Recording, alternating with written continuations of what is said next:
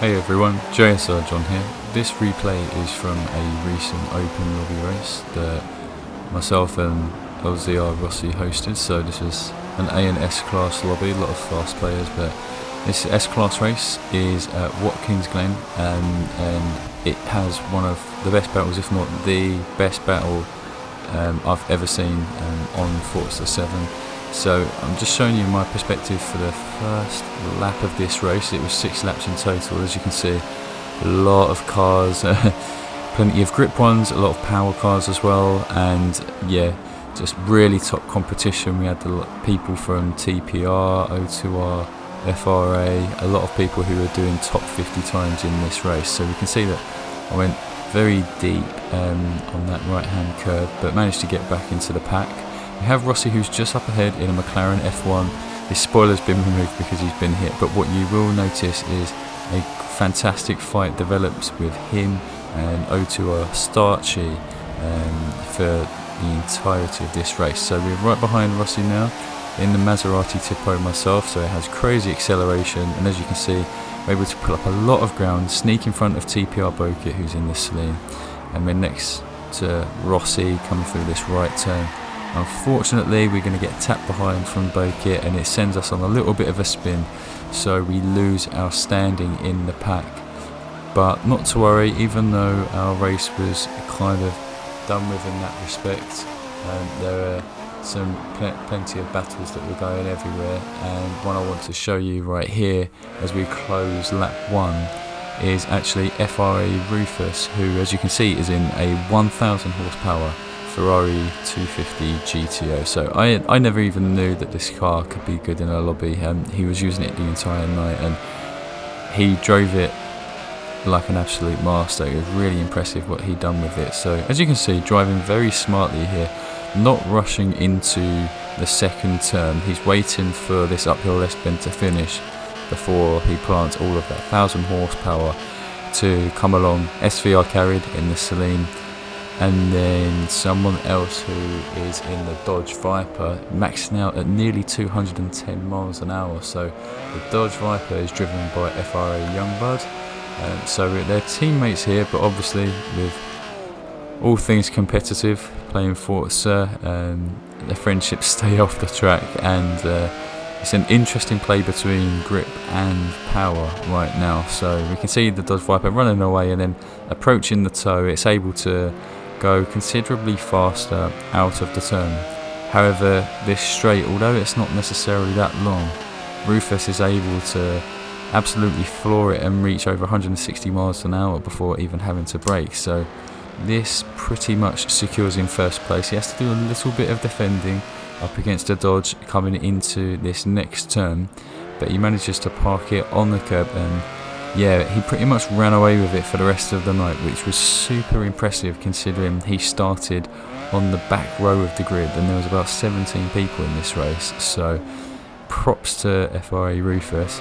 What we'll now do is actually focus on whereabouts Rossi is, because coming into lap 3 is where things get very interesting. So Rossi in the McLaren, it's got about 730 horsepower. I know that his one has 6.1 handling, and you'll notice that there is a Shelby Daytona right in front of him. So this is driven by o2r Starchy, and basically his car, the Daytona, actually has over 900 horsepower, so it's closer to the league of what we saw Rufus doing with that 250 GTO. However, it's actually this battle that proves the most interesting, because we do have these two squaring off with each other in a constant play for 6 laps long, of McLaren having an advantage through a lot of the turns, but the Daytona having the oomph when it comes to the straights. So Rossi said himself it's one of the best races he's ever had playing Forza, and it was quite unbelievable looking back at this on the replay just to see how tightly it was. So as we can see, coming out of the toe, Rossi is comfortably ahead. However, the drive of that Daytona is just soaring by, and Rossi is now put a step back.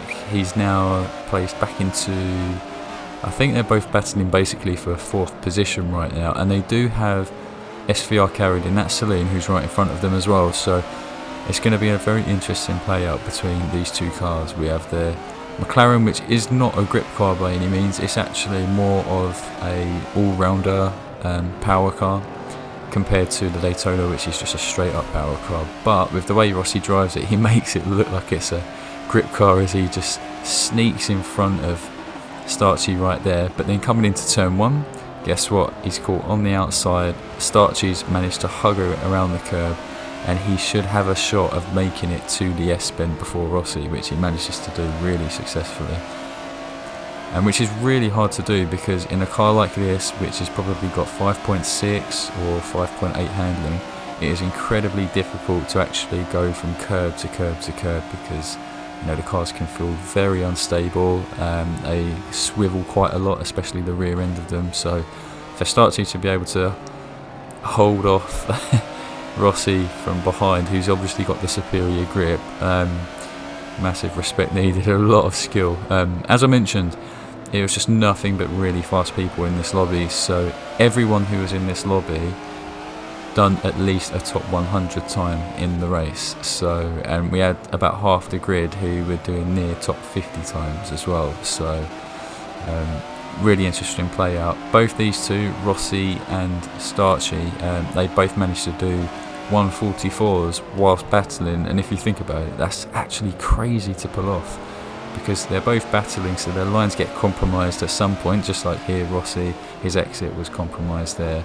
And now as he comes through this left-hander, Starchy's not exactly in the way, but Rossi's having to bear in mind that if Starchy gets any bog of the traction control on his car, basically Rossi has to be prepared for it. So he's having to drive, although he's on the attack, he's having to drive very carefully, not full out as if he's in a hot lap, but super interesting play out. As we can see, Starchy actually nearly overtakes SVR carried in that Celine, but the Celine is known for having incredibly strong brakes, and I'd say that's its strength, along with the 6.5 handling, which is far greater than what either Rossi or Starchy have. But Rossi manages to sneak on by through the S-bends as well.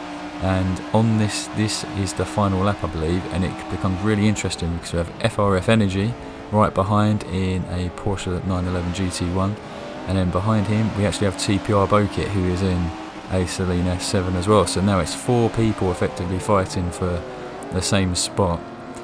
This is the trouble when you're battling so much. Obviously your pace gets compromised, and that way other people have a chance to catch up, but this is going to be a super interesting finish here, because you actually can't tell who's going to make it to the line first. Rossi, he's had to drop down into first gear there to help with rotating his car around the toe, because he had a bit of a shallow entry into it.